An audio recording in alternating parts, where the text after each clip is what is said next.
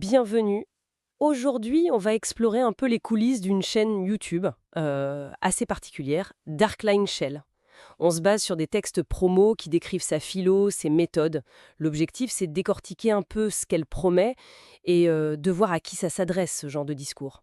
Alors, si je comprends bien ces documents, Darkline Shell, c'est pas juste pour réussir en ligne, hein. Non, le mot utilisé, c'est domination. Carrément. Ça parle d'idées tranchantes, inédites, radicales, et ça promettrait l'accès aux failles du système. On dirait que ça vise ceux qui veulent de l'argent vite et qui sont un peu fascinés par les secrets de la viralité. Absolument.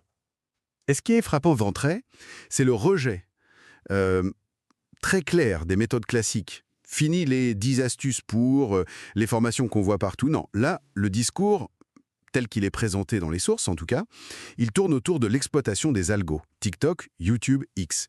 Ils sont décrits comme, je cite, biaisés, manipulables, exploitables. L'objectif est cash, transformer l'attention en argent, rapidement, en retournant les plateformes contre elles-mêmes en quelque sorte. C'est intéressant ça, retourner les plateformes contre elles-mêmes. Est-ce que les textes donnent des exemples concrets comment ça marcherait? Par exemple, est-ce qu'ils expliquent pourquoi des contenus, disons, parfois un peu nuls, deviennent viraux ou comment des comptes gagnent des milliers d'abonnés d'un coup? Oui, oui, c'est un point central de leur argumentaire. La promesse, c'est de montrer que le succès viral, ça dépendrait pas tant de la qualité intrinsèque du fond, mais plutôt de ce qu'ils appellent la forme, la structure invisible, les fameux signaux cachés envoyés à l'algorithme. L'idée derrière, c'est que l'algo réagirait à des codes, des patterns, plus qu'au contenu lui-même. C'est une vision très mécaniste, quoi. D'accord. Et ces codes, ces signaux cachés, comment on est censé les utiliser? Est-ce que les sources parlent de techniques précises? Ils mentionnent même des méthodes interdites, c'est ça? Tout à fait. Il y en a plusieurs qui sont évoqués. Alors, on a le command game stratégique. L'idée, ce serait d'utiliser les commentaires non pas pour discuter, mais pour infiltrer et détourner l'attention vers soi. Assez agressif comme approche. Il y a aussi le FOMO inversé. FOMO, c'est Fear of Missing Out, la peur de rater quelque chose. Là, l'idée serait de créer l'urgence en menaçant de supprimer du contenu, pas en promettant un bonus. C'est assez tordu comme psychologie. Ah ouais, effectivement. Contre-intuitif. Et il y a d'autres exemples, hein. Oui, les textes parlent aussi des structures virales cachées. Là, on conçoit le contenu, une vidéo par exemple, comme une bombe émotionnelle.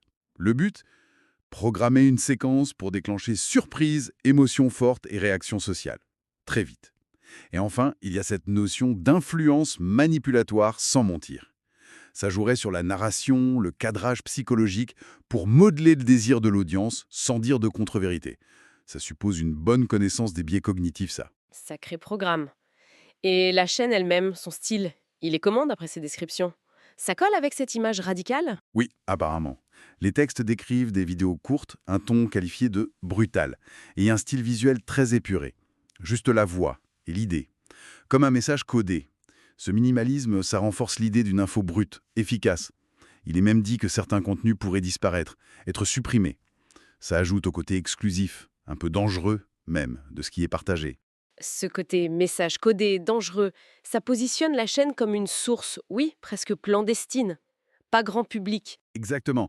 L'approche qui est revendiquée, elle repose sur l'expérimentation, les tests sociaux, les hacks psychologiques, l'exploitation des failles de design attentionnel, comment notre attention est captée par les interfaces, et la compréhension des vraies mécaniques de domination digitale. Le but affiché, c'est de devenir un opérateur sous le radar, un agent viral, quelqu'un qui infiltre les feeds sans être détecté parce qu'il connaîtrait le code des algos. D'accord. Donc, si on essaye de synthétiser ce que ces textes nous disent sur Darkline Shell, ça se veut une sorte de clé pour décrypter et exploiter les systèmes des plateformes, pas juste comprendre les règles, mais les contourner, les utiliser activement via des méthodes bien non conventionnelles, voire interdites. La promesse, c'est l'accès à l'arrière-boutique du système pour des résultats rapides et une sorte d'avantage sur les autres. C'est exactement ça. Et ça soulève une question, je trouve, qui va un peu au-delà de la description pure. Si on prend cette stratégie au pied de la lettre, basée sur l'exploitation des failles, quelle est sa pérennité? On parle de systèmes, d'algorithmes, qui sont en constante évolution. Ils sont mis à jour, corrigés, justement pour boucher ces failles dès qu'elles sont repérées. Du coup, miser sur ce qui est cassé à un instant T, est-ce que c'est viable à long terme? Ou est-ce que c'est d'une course un peu perdue d'avance? C'est une réflexion intéressante à avoir, je pense, après avoir vu ces descriptions.